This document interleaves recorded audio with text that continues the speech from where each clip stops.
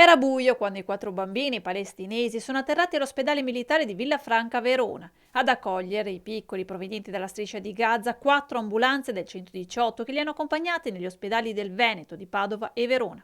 Verranno curati e presi in carico dal sistema sanitario della regione. Non sono i primi, non saranno nemmeno gli ultimi, ha dichiarato il presidente del Veneto, Luca Zaia. Con questi ingressi sale ad 8 il numero di bambini feriti a Gaza curati in Veneto nel corso dell'ultimo anno. Nel 2025 il Veneto si conferma tra le regioni italiane più attive nell'accoglienza e nella cura dei bambini provenienti da teatri di guerra, in particolare dall'Ucraina e dalla striscia di Gaza, ha ribadito il governatore.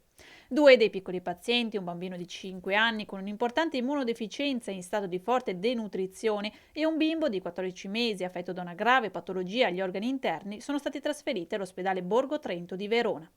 L'azienda ospedale Università di Padova si sta invece occupando di un bambino di 8 anni con lesioni oculari e di un altro bambino di 2 anni con ustioni e traumi al volto. I 2 piccoli non sono in pericolo di vita, ma sono interessati da gravi ustioni e serie lesioni agli occhi. Resteranno ricoverati in pediatria così da consentire ai medici di poter predisporre un piano terapeutico adeguato con la collaborazione di chirurghi plastici e oculisti.